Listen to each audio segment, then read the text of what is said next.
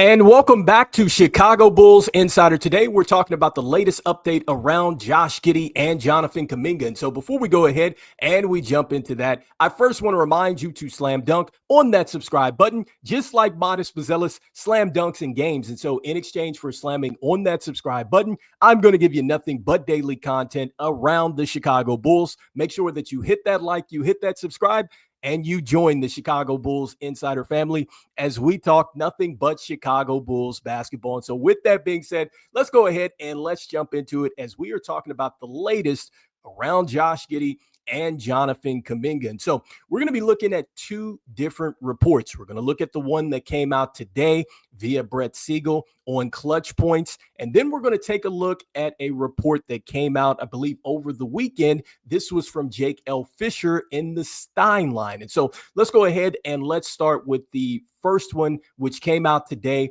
This is on ClutchPoints, written by Brett Siegel.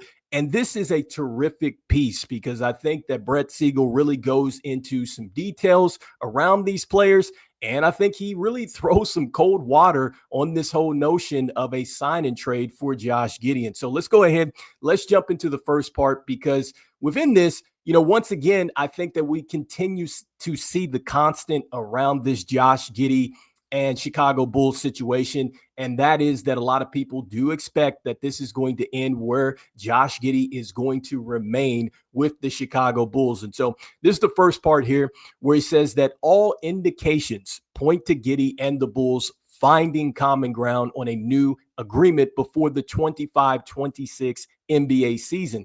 League sources told ClutchPoints.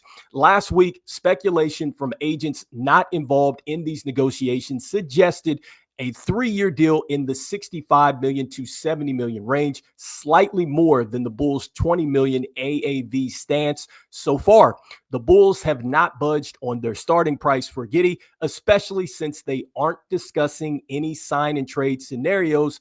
And no, there isn't a team that can sign him from under them. All right. So look, that is an important piece to start off with because once again, you see that it says that all indications point to the fact that Giddey and the Bulls will reach a common ground. And so he's let you know that sources have told ClutchPoints that. Then the next thing, just going back to what he talked about with the speculations around a possible contract. And so we did talk about that, with some potential numbers. And so we have some more information about that here a little bit later. The next thing, when he's talking about the sign and trade scenario, right? And so he's throwing some cold water on that. And Jake L. Fisher did say in his Bleacher Live that, look, the Bulls have made it clear that they are not going to be interested in a sign and trade for Josh Giddey. And so kind of throwing some cold water on that situation if people were hopeful that that could happen. And then the next thing here, just really talking about how the Bulls are just really waiting out this situation because they know what's going on with the cap space. There hasn't been an offer sheet to Josh Giddey, and I'm pretty sure they probably feel comfortable that they can go ahead and match if need be. And so this is why the Bulls are just essentially not negotiating against themselves. And so the next thing here, we're going to jump into just this whole situation around a sign and trade because this kind of ties into just the report that we had heard about the Golden State Warriors being interested in Josh Giddey. And so here it is. This is kind of throwing cold water, like I said, on that sign and trade situation with the Golden State Warriors, and also too why it just would not work between Giddey and Kuminga swapping spots, and just why this couldn't work between these two franchises for that. And so it says that although interest from other teams may exist, the Warriors are not actively pursuing Giddey this offseason. Team sources from both organizations confirm the Bulls have not held sign and trade talks with the Dubs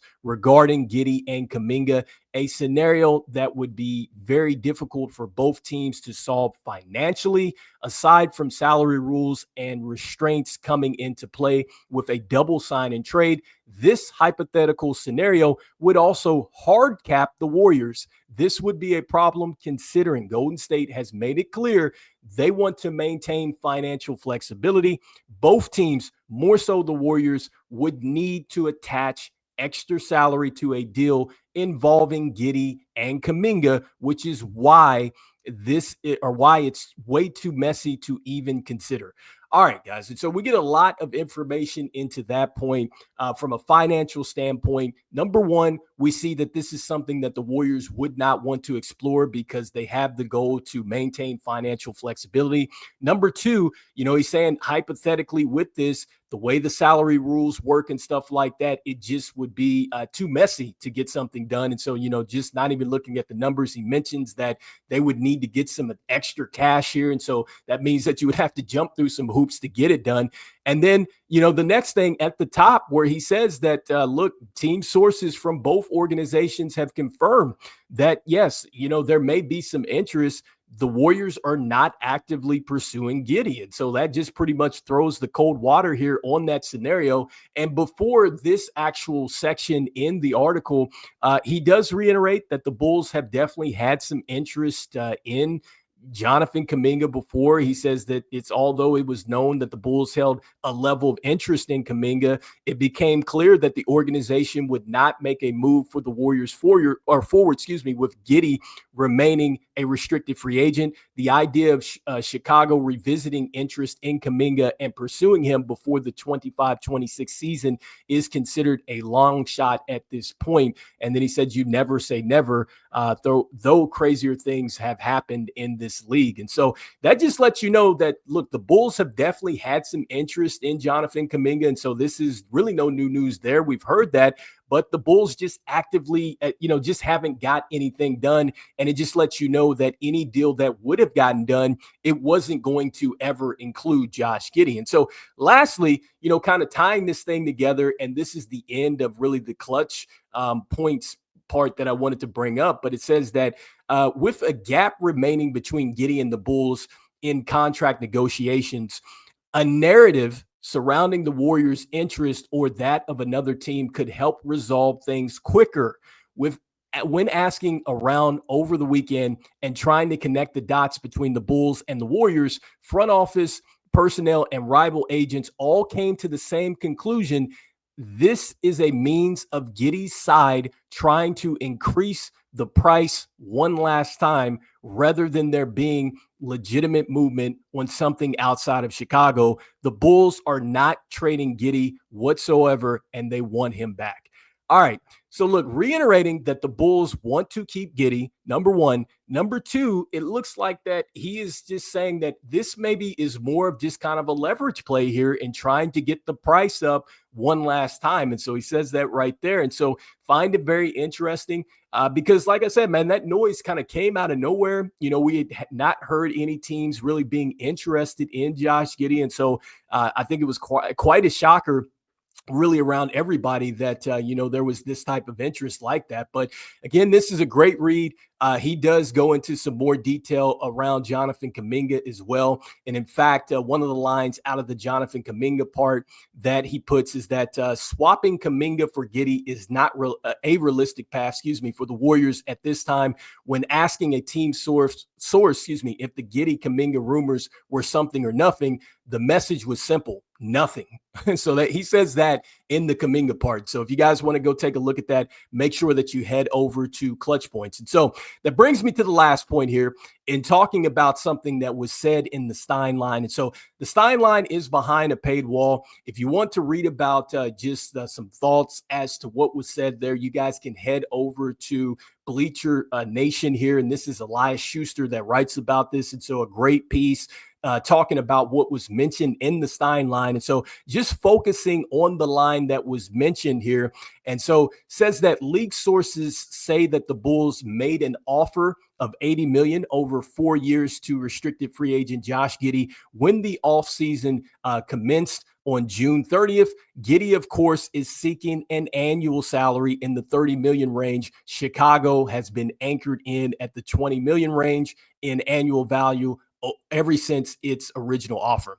All right, guys. And so look, now with this report, we see that the Bulls have, really been dug in on this thing, because if this is originally what they have offered and there has not been, another number thrown out there, the Bulls are simply just kind of waiting this situation out here. And so, this is something that we've heard the $80 million here, for the 4 years, but now we're hearing when this was potentially offered. And so I thought that was very interesting. And so just tying everything together with this thing and just looking at this Josh Giddey situation. And so I think that the first thing that we get out of this is that with Josh Giddey and the Chicago Bulls, I think it's going to come down to just really seriously a waiting game. I think that they are eventually going to come to a resolution. It's either going to be him going ahead and taking the qualifying offer or taking what is on the table.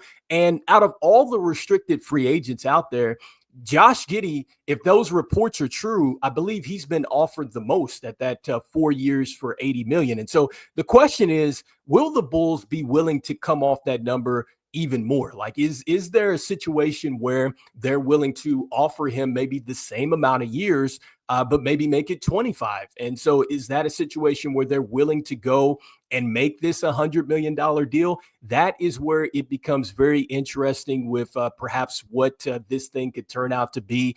I wonder, is there a scenario in which maybe they make it less years here? Because I do feel like that this would be a win-win situation, for both sides, because for Josh Giddey, he's very young and he gets a chance to get back into free agency. He's definitely got, I think, a lot of great years left in the NBA here. And so that's plus number one on his side.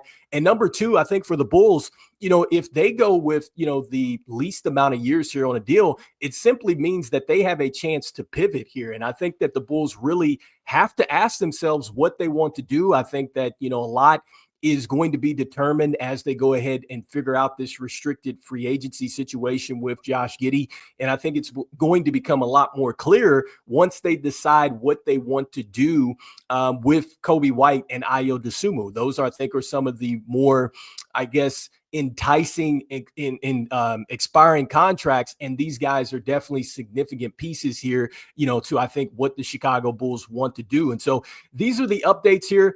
And guys, we just get some cold water kind of thrown on this Jonathan Kuminga situation. And so just circling back to that. And I've said this before, like Jonathan Kuminga, he's a solid player. And I think that with him, he does need a change in scenery. I think that if you take Jonathan Kuminga and you put him on another team where he's featured more, you probably are going to get some more out of Jonathan Kuminga. And he looks like a player that he's willing to do what's necessary, to develop. I just think at Golden State with that situation, they're in kind of this window where it's a win now situation. And, quite frankly, they probably just maybe don't have the time to invest into his development like that. And so again, I don't cover Golden State like that, just watching it from afar. I would imagine that that's what's going on with Jonathan Kuminga. And I just think that for him, he's looking for a sign and trade and just has no interest to be back with the Golden State Warriors. And I think that out of all the free agents that are probably going to take the qualifying offer, it just sounds like that Jonathan Kuminga is that guy. And I do think that when it comes down to just really what the rumblings are around Jonathan Kuminga, if he doesn't get to the Chicago Bulls this season, I think that he would certainly want to get to the Chicago Bulls next season once he's restricted, or not a restricted, but a free agent and out of the restricted free agency. I think that he does have an interest here. I think that if the Bulls are interested in him, it gets like to this point where you got to say to yourself, Jonathan Kuminga could work here, but you would need to get rid of some players now, because now that the Bulls have Isaac Okoro, and then you also have Patrick Williams still on the roster. You still have Dalen Terry. You still have Julian Phillips. Like, if the Bulls were to clear out some of those guys, I'd say, okay. You know what I'm saying? Like, that would make a little bit more sense. But for him to come over with it being crowded in the front court like that, that would be an interesting kind of sign, so to speak. And so we'll see what happens. Like, Brett Siegel said, I mean, heck, maybe the Bulls are seriously still going to try to explore a way to get him and Josh Giddey on the same team. We'll see how this thing plays out. So you guys let me know in the comments here, what do you guys think about this most recent information around Josh Giddey and Jonathan Kuminga? Do you feel like a deal is going to get done very soon? One of the things that I wanted to throw out there is I believe it's early October is when they have the deadline there for that situation with restricted free agents. And so I don't want to get into too much of the details here, because I think that it's something that can be worked out between the team and the player as far as maybe pushing a date back or something like that. But October is going to be a key date for these restricted free agents to get taken care of. And heck, we're just in August. And so, we still got the rest of August. We still got the rest of September until we see something that is going to, happen, between these teams. And so also got a chance to see, I think, CHGO's podcast with Jake L. Fisher on there.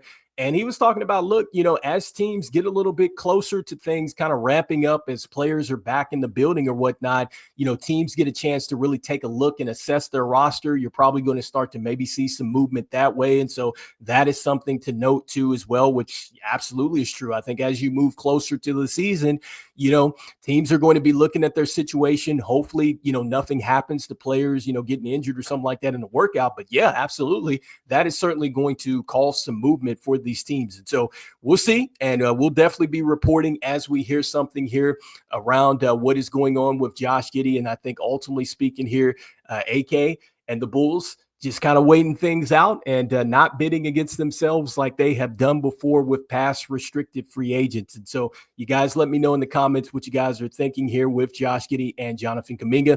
And as we always say, go Bulls. And I will see you guys on the next one. Peace.